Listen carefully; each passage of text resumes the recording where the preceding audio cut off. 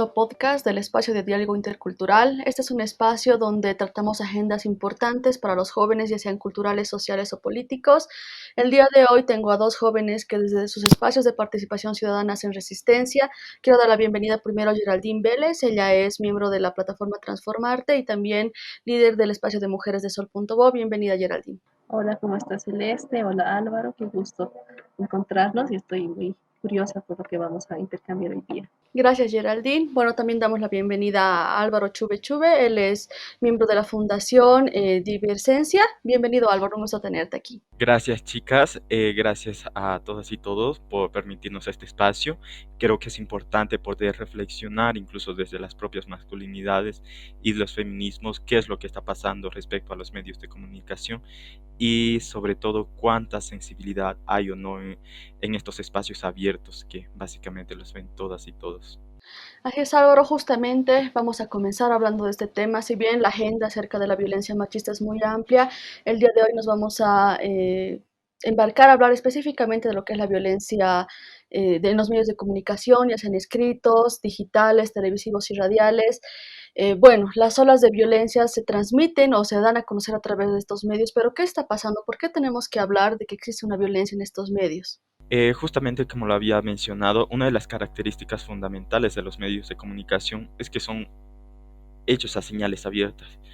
Y al ser una señal abierta, por lo tanto, cualquier persona, todas las personas, niños, jóvenes, mujeres, hombres, en cualquier etapa de su vida, ven los programas de señal abierta. Por lo tanto, cualquier tipo de información que de alguna manera exhiba a la violencia como uno, como un trofeo, dos, como morbo, tres, como consecuencia de algo que de alguna manera no puede ser solucionado, genera un tipo de conflicto dentro de sus propios televidentes, radioescuchas o visores incluso por internet. Las frecuencias en las que muchas veces se dan eh, esta mala información, sobre todo de actos como vandalismos, feminicidios, agresiones hacia las mujeres, violaciones a niñas, sobre todo el tema delicado del aborto en menores, siempre o de alguna manera es mediatizado a través de un método informativo llamado amarillismo, ¿no? Donde muchas veces también se sataniza o de alguna manera se condena a la víctima y se da como un elogio al agresor. Se lo muestra como ese sujeto con todo el poder, con todas las ganas de matar, con todas las fuerzas de poder agredir. Por lo tanto, se genera también un mensaje que transmite a todos y todas las personas que ven en el que la violencia es el resultado de un problema del cual no podemos solucionar.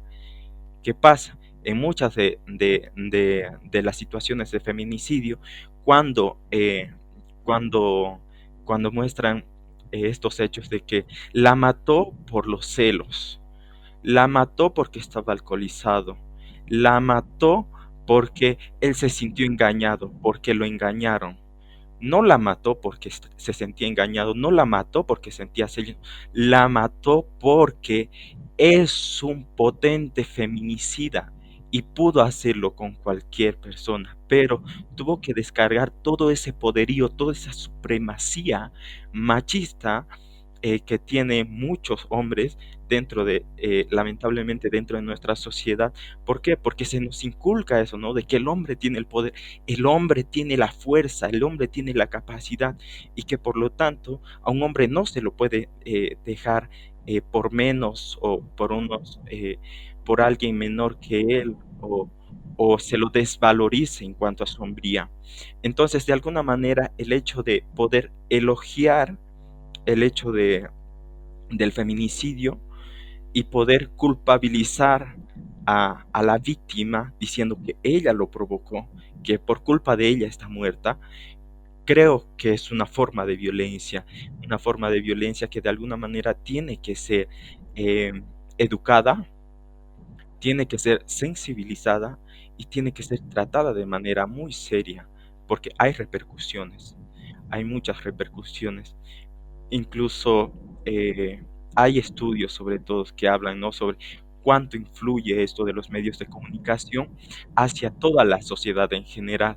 Eh, en la época de depresión, por ejemplo, en la antigua Europa, o creo que era en Asia, perdón, por el dato, pero cuando se empezaba estas olas de los suicidios, cuando los medios de comunicación empezaban a hacer o dar información sobre la masificación del suicidio y de alguna manera como una normalidad, cuando existía esta época de la depresión, muchas personas ya no sabían ni qué hacer con su vida y por lo tanto, como veía, como de alguna manera se imparte a través de lo psicosocial estas informaciones de suicidios, otras personas más van ejerciendo los mismos patrones de conductas y se genera ahí el problema social. Gracias. Has dicho algo muy importante, Álvaro. Enseguida te doy la palabra a Geraldine. Le has ido específicamente a hablar de cómo revictimizan a las víctimas que han pasado por un proceso de violencia, pero también hay otro tipo de violencia. Eso también quisiera que comentes y argumentes un poco más a la respuesta de Álvaro, por favor, Gigi. Sí, claro. Em, en primer lugar, quisiera hablar sobre la importancia de los medios de comunicación en esta reproducción de la violencia, ¿no? O sea, nosotros vemos que los medios de comunicación inicialmente han sido creados, por así decirlo, para transmitir información, ¿no? Entonces, era su principal rol, comunicar qué estaba pasando en un otro espacio. Pero luego, con las facilidades que se han logrado con las nuevas tecnologías, los medios de comunicación no solamente se abocan a transmitir información, sino también entran a lo que es el entretenimiento, ¿ya? Entonces, digamos que la rigurosidad de la investigación, incluso la calidad de muchos contenidos, tiene que ser mucho más ligera, por así decirlo, porque es mucha más gente la que está consumiendo y con mucha más variedad de expectativas, entonces comienzan a generarse demandas de entretenimiento. Y ahí entra también el rol de la mujer, ¿por qué? Porque un medio de comunicación es un espacio público y la mujer históricamente ha sido relegada a lo privado. Entonces, sí, se le va a permitir, digamos, entrar al espacio público, se le deja que entre, pero generalmente para el espacio de entretenimiento, ¿no? Entonces, por eso vemos también muchos clichés en los roles que tienen las mujeres en los medios de comunicación, ¿no? La bonita, la divertida, la madre de familia, etcétera, ¿no? Y por otro lado, que estoy de acuerdo también con lo que había mencionado Álvaro, es que también se usa el cuerpo de la mujer o el tema de la mujer para incentivar el morbo. Entonces, cuando hay estos casos de feminicidios o de violencia, muchas veces se repite la historia incentivando el morbo porque de alguna forma también sirve al entretenimiento. Entonces, creo que es importante señalizar cómo la mujer al final entra al espacio público, pero se le quiere empujar, se la quiere mantener en este espacio de entretenimiento. Y ¿qué tipos de entretenimiento? Como he dicho, es la presentadora, es la presentadora de cocina, es que enseña sobre belleza, etcétera. La del tiempo, ¿no? Y la del tiempo, pero además que la del tiempo tiene que ser con ciertas características físicas, ¿no? Y entonces, de alguna forma se reproduce, se la ha logrado sacar, o las mujeres hemos logrado salir en realidad del espacio privado, pero en el espacio público también se les exige cierto comportamiento como para ser aceptadas, ¿no? Y eso también es un tipo de violencia, ¿no? Porque es también una discriminación por un lado, de mantener estos clichés, pero por otro lado, de no permitirles ejercer otro tipo de protagonismo. Gracias, Geraldine. Has dicho algo muy importante, ¿no? ¿Cuál es la participación de la mujer en los espacios públicos? Creo que en el momento en que cruzas esa línea te enfrentas a nuevas violencias, ¿no? Porque dentro del hogar tenemos violencias, pero fuera nuevas formas de violencia que cobran forma en los medios de comunicación y ahora en las redes sociales, ¿no? Que se ha vuelto un lugar donde pueden juzgarte por cualquier cosa que decidas hacer como mujer. Y algo muy importante también que quería dialogar con ustedes es más allá de la violencia machista que hay en los medios de comunicación, también esto se mezcla con algún cierto tipo de discriminación y racismo. Recientemente escuchaba una entrevista de María Galindo donde decía las clases más populares, la clase media que llora, que sufre a sus muertas, son el nuevo relleno amarillista, pero no van a mostrar a una mujer de la zona sur o una mujer muy adinerada de Santa Cruz en esa misma rol de víctima, tal vez, ¿no? Entonces, ¿cuál es la relación que hay entre los medios de comunicación, el patriarcado, por cierto, y el colonialismo, ¿no? Estos estigmas que persiguen a las mujeres no solamente por su condición de mujer, sino también por clase y raza. Sí, yo puedo responder eso. Justamente nosotros, como parte de mi anterior organización en la que soy cofundador, la Organización de Jóvenes Indígenas y Afrobolivianos de Santa Cruz de la Sierra, habíamos tratado muchas veces este tema, incluso se habían generado coloquios sobre la triple, cuádruple o quíntuple discriminación hacia la mujer, sobre todo hacia mujeres líderes indígenas. Y justamente veíamos, ¿no?, que existe una interseccionalidad de condiciones que de alguna manera generan estos tipos o situaciones de marginalidad dentro de la sociedad. Uno era la discriminación por ser migrante, que el hecho de que vengas del campo, por hablar otro idioma, por ser morena, por vivir en las periferias, por las condiciones laborales que tienes, las condiciones socioeconómicas que tienes. Entonces se empieza a generar dentro de la propia persona, de la propia mujer indígena, todos estos tipos de calificativos. Y muchas veces nos decían, ¿no? Las mamás nos decían, pareciera que nosotros cuando vamos a Santa Cruz, vamos con un cartel en nuestra cabeza donde dice indio para que nos califiquen ni bien lleguemos. Por lo tanto, es grave. Y sobre todo, ¿no?, esta distinción de clases que existe dentro de las ciudades, y digo así, en todas las ciudades. Y eso es lo más preocupante, ¿no? Porque eh, al haber esta distinción de clases, muchas veces se genera la desvalorización por, por por la apariencia de las personas y no por la calidad de las personas. Por lo tanto, cuando se generan las ciertas oportunidades para muchas de las mujeres o incluso la propia discriminación, la negación o las situaciones de marginalidad, hay situaciones de desfavorecimiento y favorecimiento, obviamente, pero dentro de lo imaginario, del urbano, de la ciudad, donde todo tiene que estar satinizado, donde todo tiene que estar limpio, donde todo tiene que ser blanco, donde todo tiene que ser el castellano, el bien hablado, o claro, las jergas del lugar, ¿no? Pero no puede ser algo ajeno. Entonces, ¿qué pasa cuando estas mujeres vienen migrando desde su propia comunidad, desde su propia ruralidad, con propias concepciones, desde su propia cosmovisión, cosmogonía de cómo interpretan el mundo, cómo interpretan los propios orígenes de la vida? Y eso genera también un conocimientos diferentes, de los cuales muchas veces son juzgados dentro de las propias sociedades urbanas. Y eso termina en espacios, momentos, eh, y situaciones de discriminación. Pero ¿qué pasa, no? El ciudadano promedio, urbano, clase media alta, dice, no, la discriminación no existe, nosotros no discriminamos. Claro, no se hace una discriminación directa, pero hay una discriminación sistemática, incluso institucional, donde, ¿qué pasa?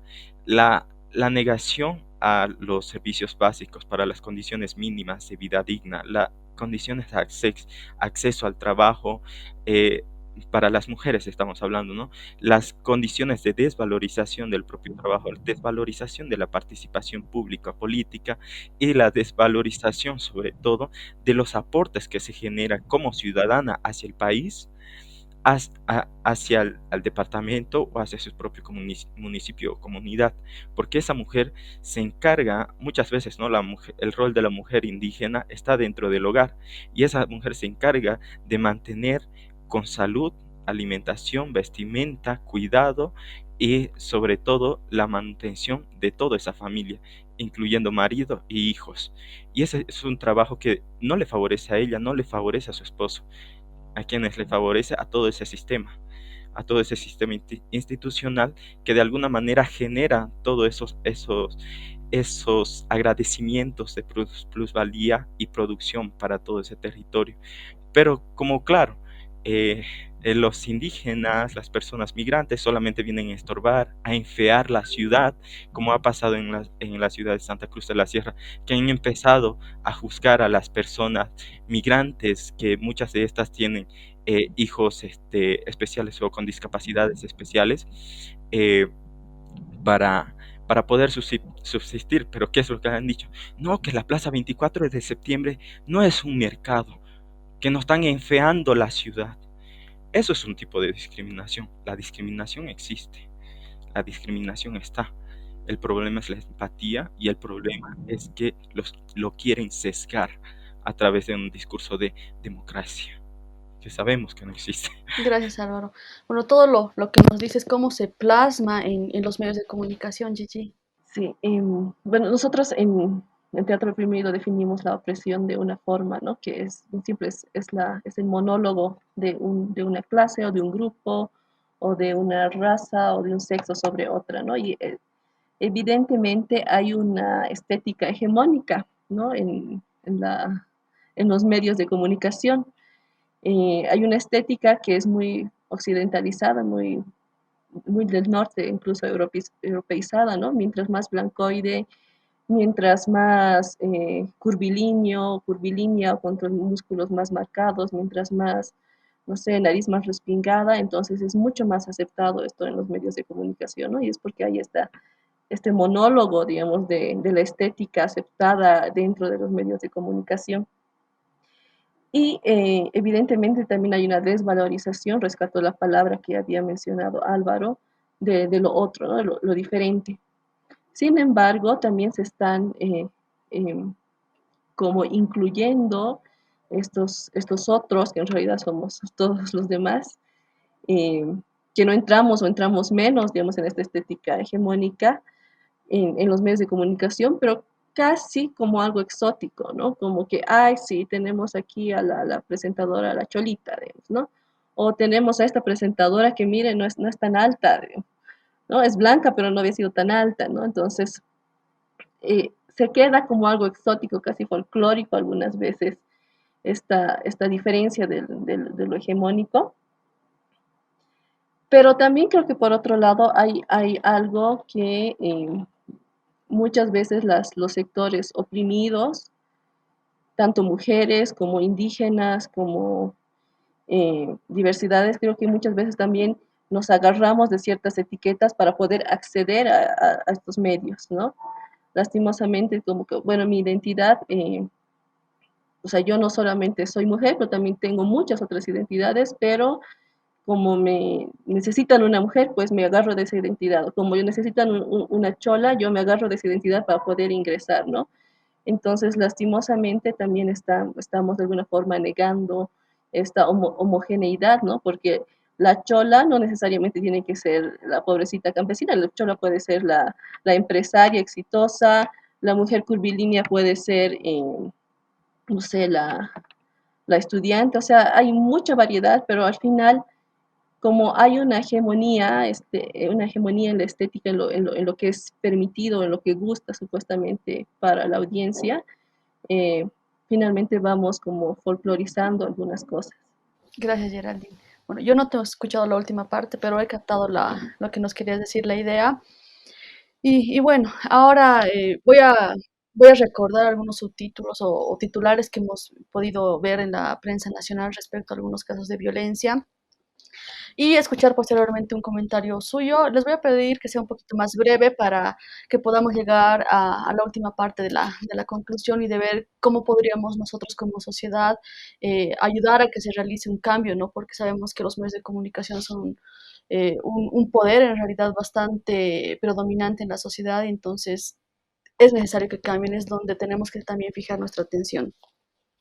Uno de los titulares dice, niña es convencida de hacer un trío recibiendo dulces de su tío y primo. Otra es mujer muere tras ser agredida por tres sujetos, quienes la vejaron. Los celos cegaron al hombre y perdió el control.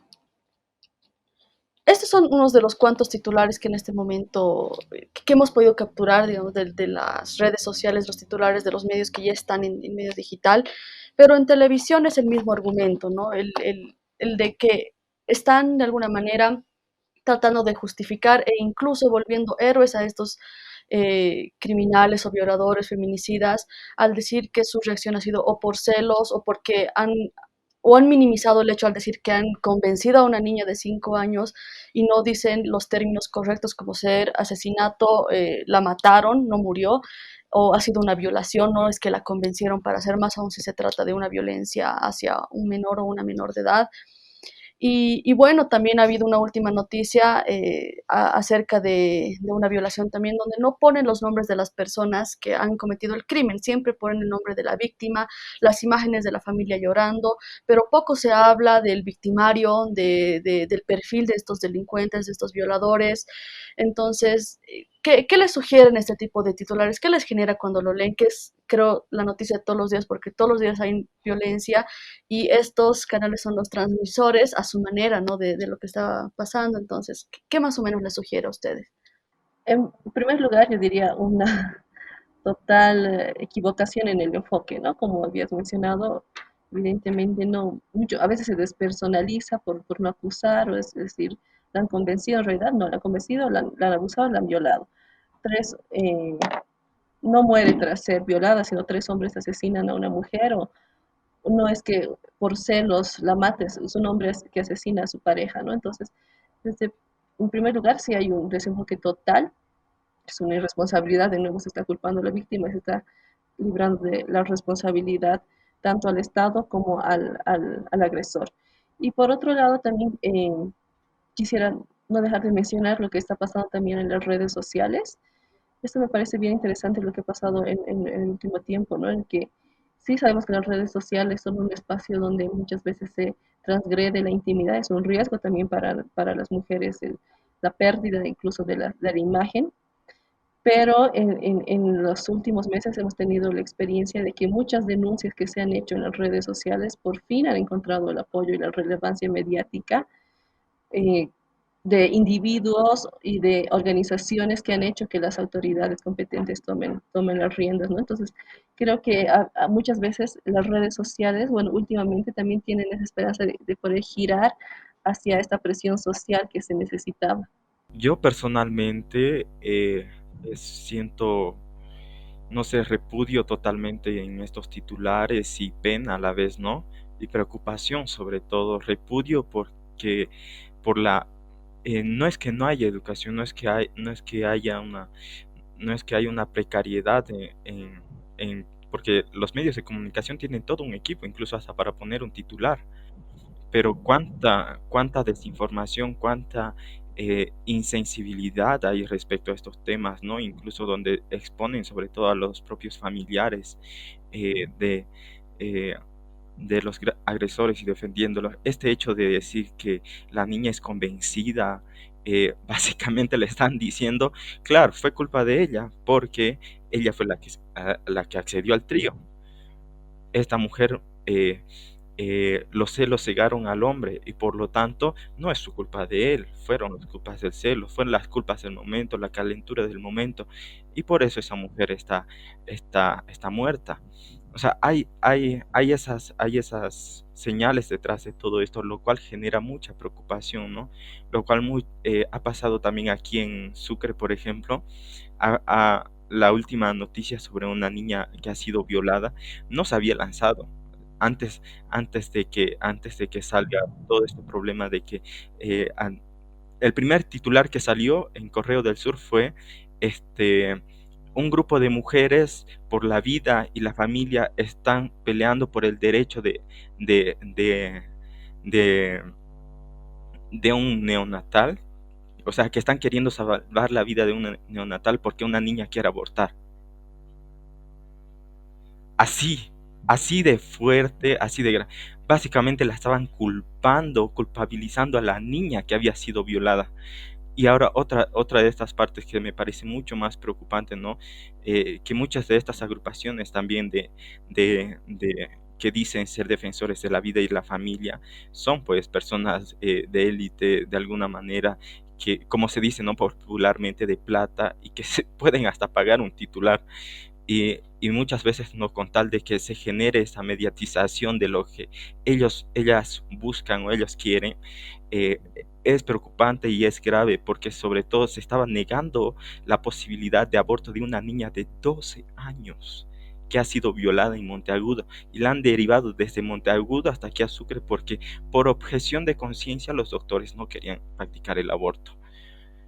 Y básicamente lo que la gente decía, no pueden matar al niño porque es una bendición de Dios. ¿Cómo puede ser una bendición de Dios si esa niña ha sido violada?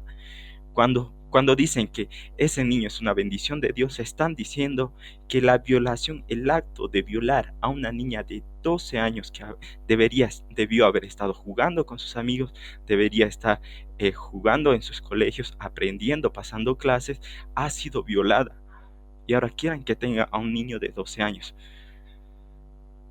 Y se genera todos estos problemas, ¿no?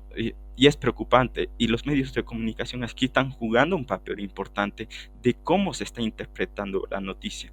Porque muchas personas obviamente no van a saber qué es lo que hay detrás de ese titular.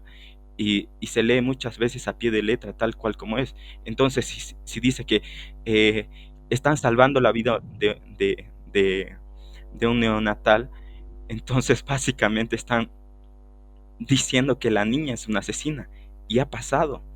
Cuando se le ha llevado al proceso, a la familia, a la madre, había gente que le decía asesina, le decía a una niña de 12 años. Pueden creerlo.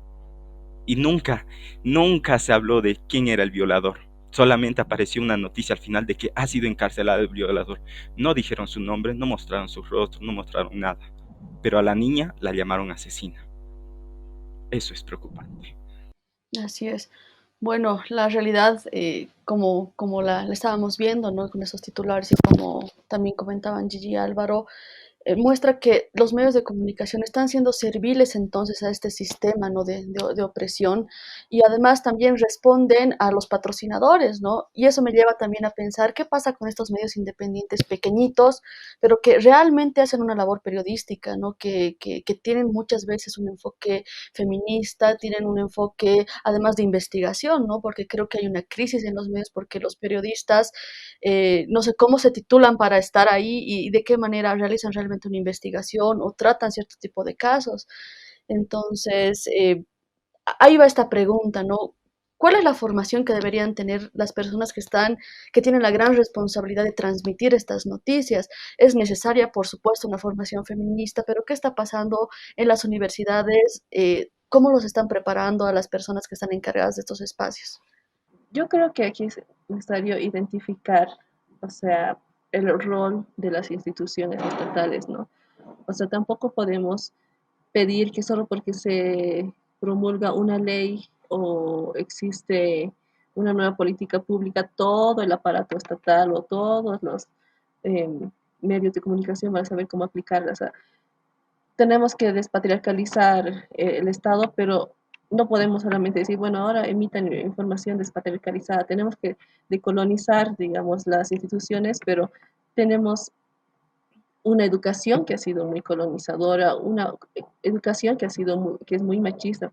Entonces, creo que hay que empezar en primer lugar por nosotros mismos, informarnos, pero dar una nueva educación, es decir, el medio de comunicación, las instituciones estatales tienen la responsabilidad de también formar a su recurso humano de acuerdo a lo que está exigiendo los derechos y las necesidades de la época, ¿no? Entonces, si tenemos una formación que siempre ha sido muy patriarcal en las universidades, ¿cómo puedes exigirle luego al comunicador que piense de otra forma si toda su vida ha estado eh, encuadrado en una forma de pensamiento, ¿no? Entonces, sí creo que se tiene que modernizar desde el Estado, porque él tiene la responsabilidad sobre la educación hasta el bachillerato, y luego también desde las universidades, que son los que finalmente forman los profesionales. Yo alguna vez he escuchado que en el transcurso de las generaciones, las personas, las circunstancias y los momentos van cambiando, ¿no?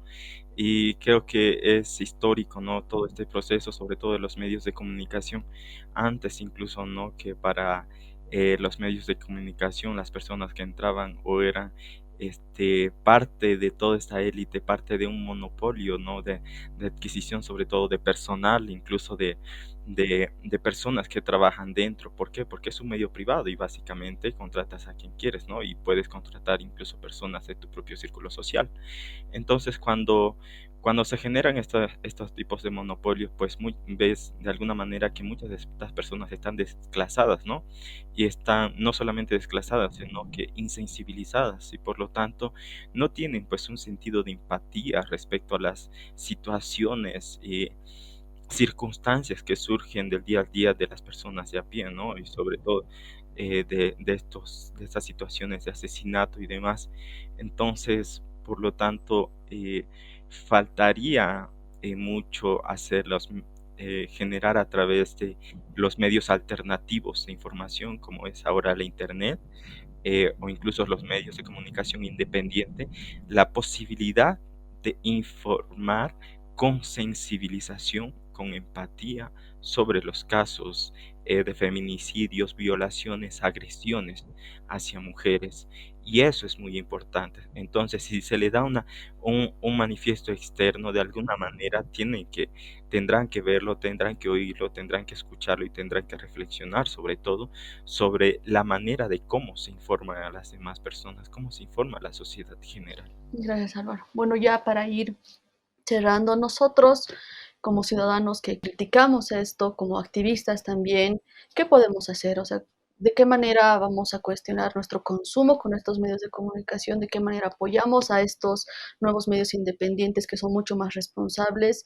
Y también, ¿cuál es esta línea tan delgada entre la libertad de expresión y la violencia que debería ser también penalizada, ¿no? Porque si bien hipersexualizan, tienen contenidos sexistas, al mismo tiempo también revictimizan, ¿no? Entonces, sí hay niveles de violencia que no pueden quedar tampoco en completa impunidad, pero ¿cuál es precisamente esa línea entre la libertad de expresión y la violencia que debería ser castigada? Ya, sí, súper cortito. En primer lugar, creo que cuando se trata de menores de edad, o sea, ahí la línea es bien clara, ¿no? No puedes vulnerar los derechos de menores de edad por más de que eso venda, por más de que sea entretenido, por más de que eso te esté pidiendo tu audiencia, ¿no? Siempre se respeta, en primer lugar, los derechos de los menores. Eh, en segundo lugar, creo que sí hay también una diferencia muy clara entre el derecho a la información, a la libertad de expresión y vulnerar la privacidad o la intimidad de las personas. Y esto tiene que ver con respetar también los derechos individuales del otro, ¿no? Eh, y finalmente creo que como ciudadanos, como consumidores, lo que tenemos que hacer siempre es no dejar de manifestar, ¿no? Hay muchas veces que identificamos lo que está mal en los medios de comunicación, identificamos un titular erróneo, etcétera, y solamente lo pasamos de largo y no hacemos explícito nuestro disgusto o nuestra reflexión al respecto, ¿no? Creo que ahora tenemos afortunadamente muchas formas de manifestar, gracias por las plataformas interactivas, sobre todo que todos los medios de comunicación tienen eh, acceso a estas plataformas, hablo del ámbito citadino en realidad, eh, pero creo que podemos aprovechar y utilizar estos medios de comunicación que están a nuestro alcance para así manifestar. Yo considero que es importante, ¿no? Y fundamental crear de alguna manera campañas de sensibilización. Desde nuestra organización de jóvenes indígenas y afrobolivianos también generábamos de alguna manera, se ha generado una encuesta, una investigación, perdón, en la que se preguntaba cómo los medios de comunicación, periódicos, radio o televisoras, eh, tomaban en cuenta el tema de las poblaciones indígenas y conocían las terminologías utilizadas respecto a derechos indígenas y demás. y de alguna manera nosotros nos encontramos que es muy sesgado, ¿no? Y posiblemente también generar, siempre es importante, ¿no? La investigación, generar investigaciones, generar posibilidades de diálogos con los medios de comunicación encargados de edición, en, o incluso los propios ejecutivos, ¿no? Que se pueda crear a través de los gobiernos municipales, departamentales o nacionales, pero que se pueda crear un diálogo donde se hable respectivamente de estos temas que son muy sensibles, los derechos de las niñas, niños, adolescentes, los derechos de las mujeres, y que se tome muy en cuenta este tema de la violencia. Y otra cosa también creo que sería importante es generar este contenido masivo sobre algunos titulares o algo que veamos que está mal, algo que veamos que está incorrecto, y no temamos a decir que está mal, no temamos a decir que incita a la violencia, que incita al morbo, que incita sobre todo a la cosificación de la mujer dentro de un medio donde accede, eh, puede ser más del 50% de la población boliviana. Gracias, Álvaro. Bueno, se nos ha terminado el tiempo. Pero bueno, y quiero agradecerles a los dos por haber participado. Entiendo que el tema de la violencia en general y los medios de comunicación es demasiado amplio. Se puede profundizar mucho más, pero creo que hemos podido hablar de algunas pautas importantes.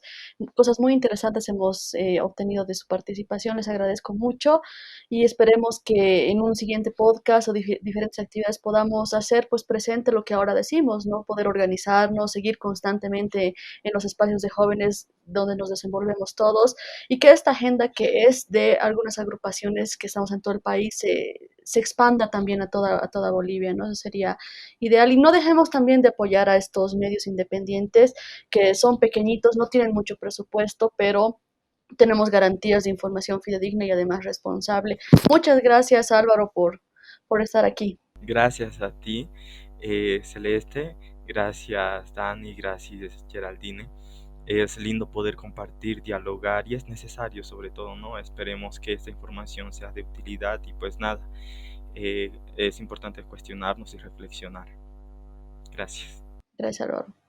Y allí igual muchas gracias por participar, aunque sea de manera virtual. Más adelante probablemente vamos a poder hacer algo ya viéndonos frente a frente, creo que es necesario, pero gracias por darnos tu tiempo. Gracias a ti, Celeste, por la invitación, a Yari, a Álvaro también, mucho gusto en conocerte. Pues sí, siempre estas conversaciones son muy ricas, ¿no? Tanto para el que participa como para el que escucha, así que nos estaremos viendo pronto. Listo, entonces hasta el siguiente podcast de este encuentro de diálogo intercultural y gracias a Adi también por este espacio.